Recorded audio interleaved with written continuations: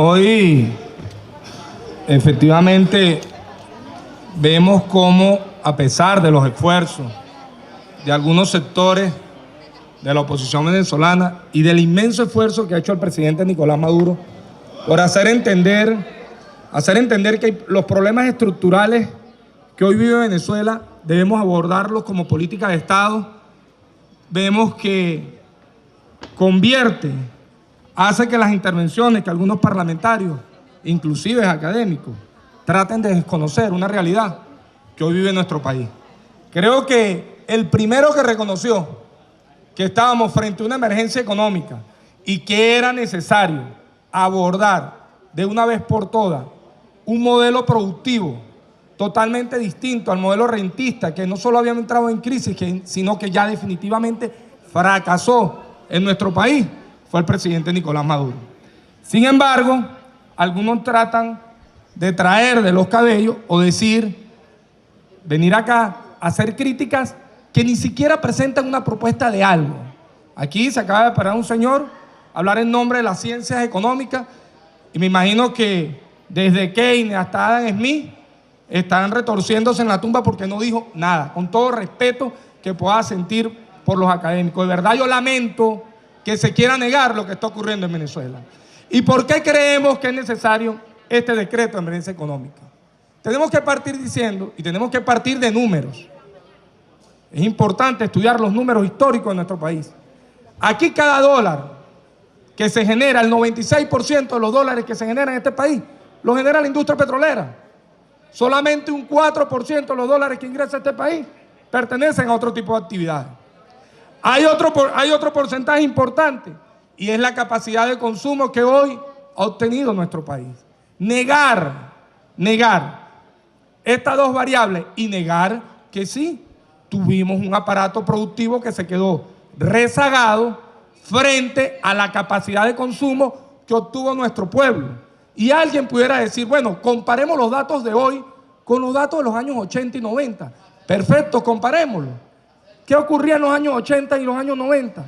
Los anaqueles estaban full de todo, pero nadie podía consumir.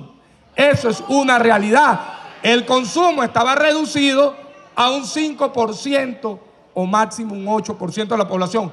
Esos no son números míos, esos números están allí. Están no solamente publicados por el Banco Central, sino si de verdad entre ustedes hay un académico serio que se los presente, porque es así. Pero hay otra variable importante que tenemos que destacar aquí. Y es que ustedes han insistido en negar que Venezuela ha afrontado una guerra económica. Han insistido en negar las cientos de variables con las cuales se han presentado para sabotear el gobierno del presidente Nicolás Maduro.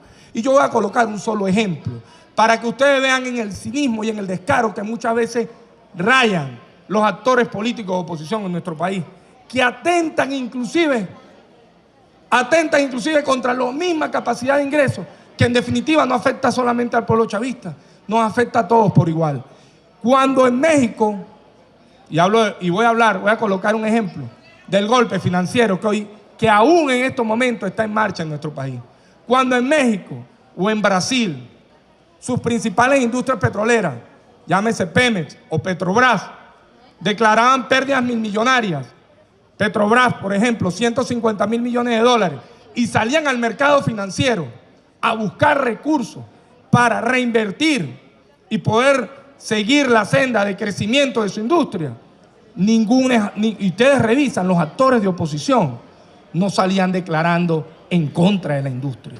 Nosotros vimos como actores políticos de la clase política opositora en este país no les importó inclusive hacer lobby para ver si fracasaba la negociación del canje de bonos que recientemente realizó PDVSA. Pero no bastaba solo eso, sino que concatenados y aliados con factores externos se bloquearon cuentas para que el país no pudiera traer materias primas. ¿Cuántos barcos para poder cancelar? ¿Cuántos barcos tenían que estar en aguas internacionales? Porque tenía que el Ejecutivo sortear triangulaciones financieras para poder cancelar a sus proveedores.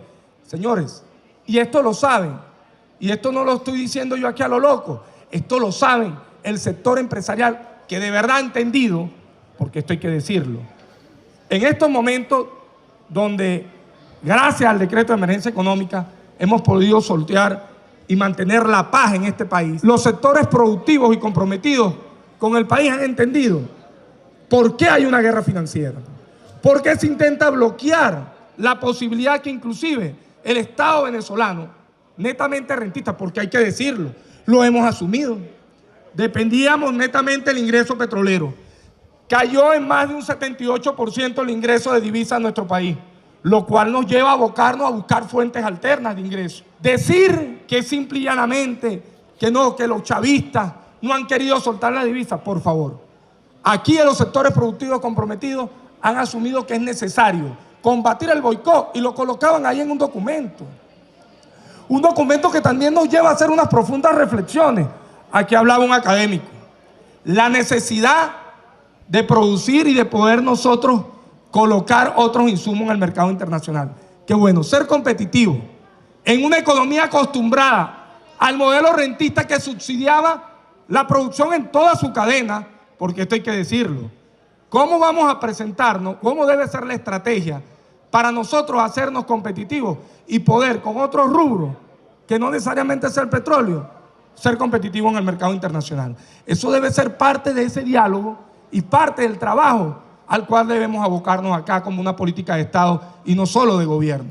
Yo lamento que de verdad muchas veces se intente llegar al extremo de la manipulación y no entender que hay decisiones donde tiene que todo el país en su conjunto abordar.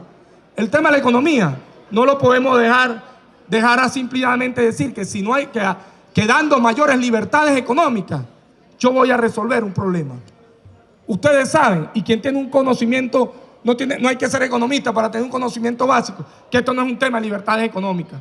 Porque en 1989 a 1994, por ejemplo, se aplicaron todos los paquetes neoliberales habidos y por haber. ¿Y cuál fue el resultado? Porque si ustedes proponen algo, porque ¿qué quisiéramos? Si nosotros pudiéramos escuchar una propuesta real para resolver un problema de divisa, de ingreso, yo pudiera entenderlo. Pero aquí viene una oposición simple y llanamente a lanzar piedras y no asumir ningún tipo de condición propositiva para resolver el problema económico del país. ¿Qué hemos entendido nosotros? Que a ustedes les resultó todo este elemento de emergencia financiera, de emergencia económica, y que hoy, como no les resultó el paro, como no les resultó las estrategias que se plantearon, pretenden asfixiar y seguir utilizando la economía para lograr resultados electorales. Fíjense una sola cosa.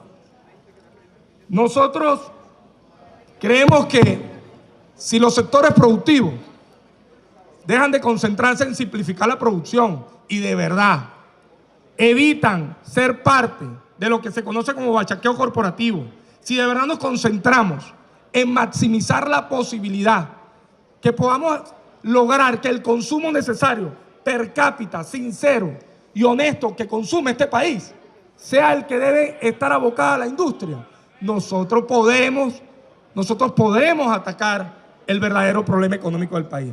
Pero que no sea con discursos baratos, ni con críticas sin fundamento, que se paren aquí a decir que este decreto no debe ser viable. Por el contrario, hoy como nunca, este decreto se convierte en fortaleza para poder dar una batalla que tenemos que plantearnos no solo del gobierno, sino todo el país en su conjunto. Superar el fracaso del modelo rentista para que más nunca en este país ocurra un Caracazo y más nunca en este país los humildes vuelvan a ser los más excluidos de la población. Muchas gracias.